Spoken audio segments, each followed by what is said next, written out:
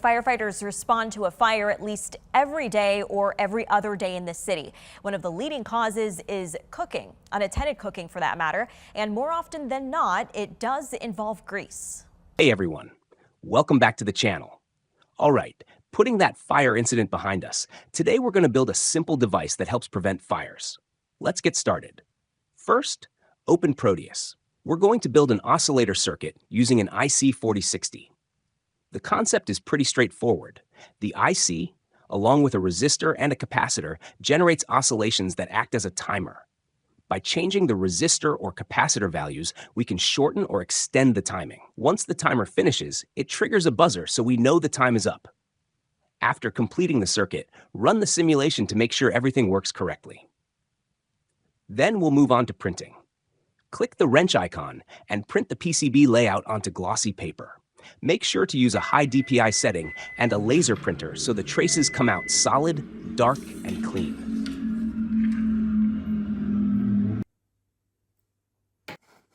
Cut out the printed layout with scissors. This will be our transfer sheet. Measure the PCB to the size you want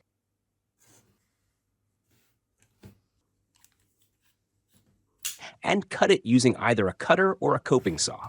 From my experience, using a cutter takes more effort and multiple passes, while a coping saw is much faster and easier.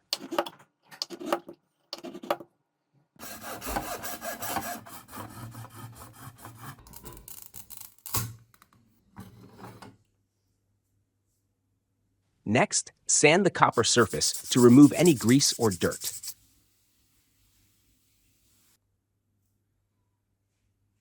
Place the glossy paper face down on the copper. Apply PCB toner transfer solution and gently press the paper down. Lightly spray the back of the paper so it becomes fully wet, then let it sit for a few minutes. Once it dries, place the board in water and let it soak until the paper softens.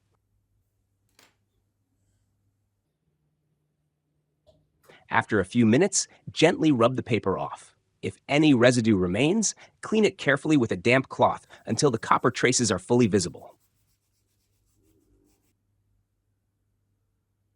Now it's time to prepare the etching solution.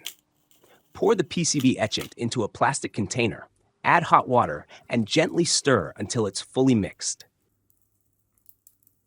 If you notice any defects in the traces, fix them with a waterproof marker before etching. Then place the PCB into the solution and slowly agitate the container so the excess copper dissolves. You'll notice the solution gradually changing color.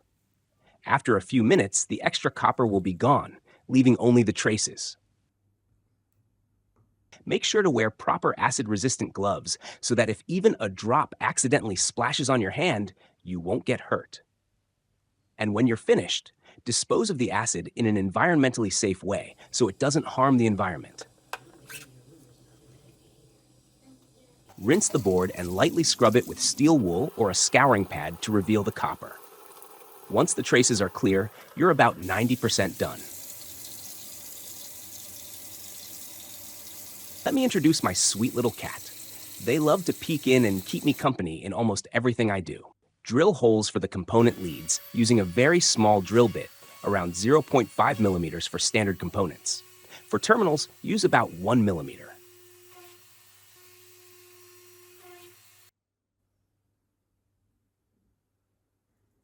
Secure the PCB assembly vise and start placing the components. Begin assembling the parts. A 1 kilo ohm resistor, a transistor, 100 nanofarad capacitor, 1 mega ohm resistor, an LED in any color you like, another 1 kilo ohm resistor, 16-pin IC socket, another 100 nanofarad capacitor, 18 kilo ohm resistor,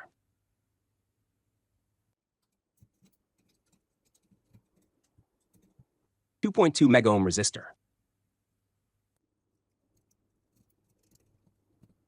and the remaining components as needed. Flip the PCB over and bend the leads slightly so the components stay in place.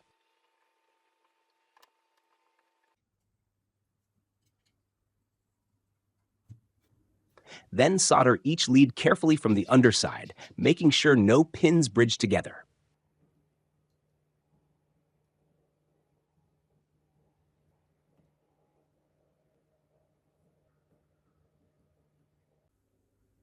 Trim the excess leads with flush cutters.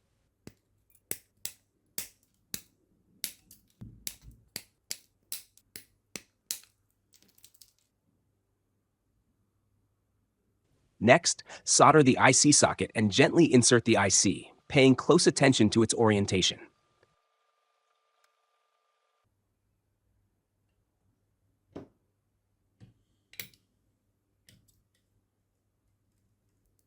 Solder the 12-volt positive and negative input wires and connect the buzzer wires while respecting polarity.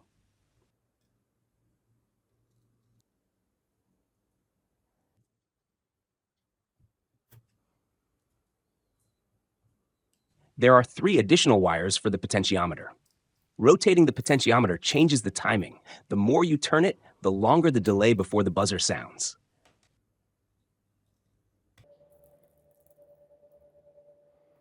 Clean the board with PCB cleaner to remove flux residue.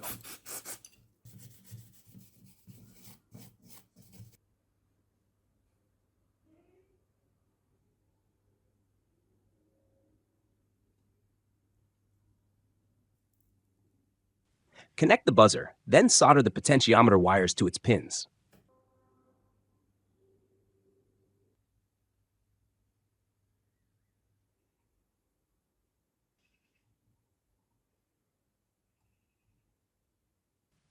Prepare a plastic enclosure and drill holes for the buzzer, potentiometer, and LED.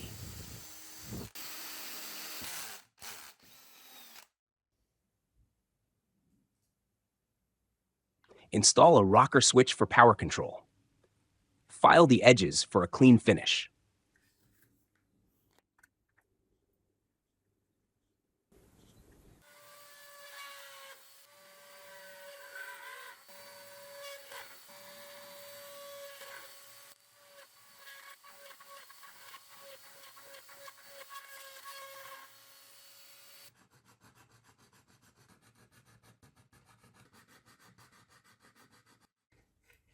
Route the wires through the enclosure and solder them to the switch.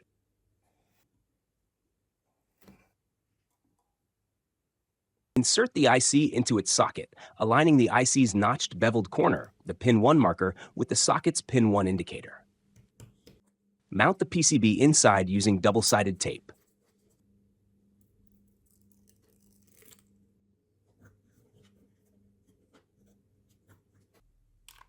Using a small piece of plastic straw, the LED light is extended up to the top of the enclosure. Secure the potentiometer and the buzzer to the plastic case using adhesive.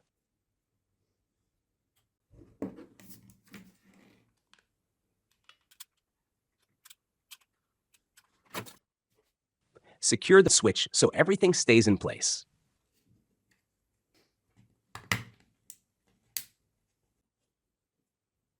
Power comes from a 12-volt battery, which is fixed inside the enclosure.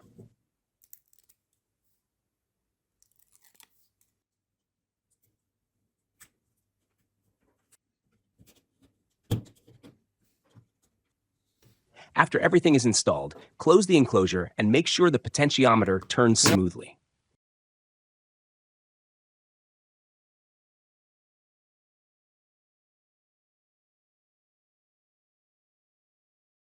Trim any excess plastic, and that's the final result.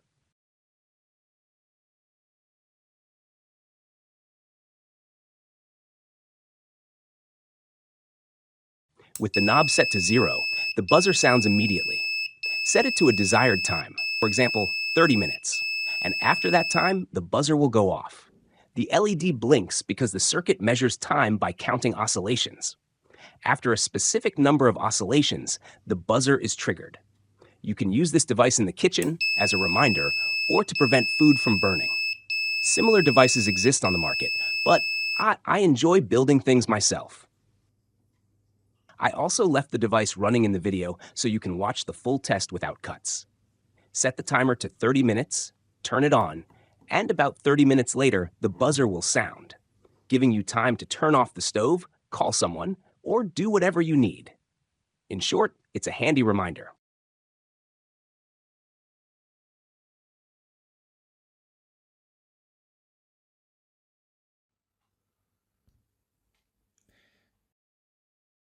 Now life is so much easier.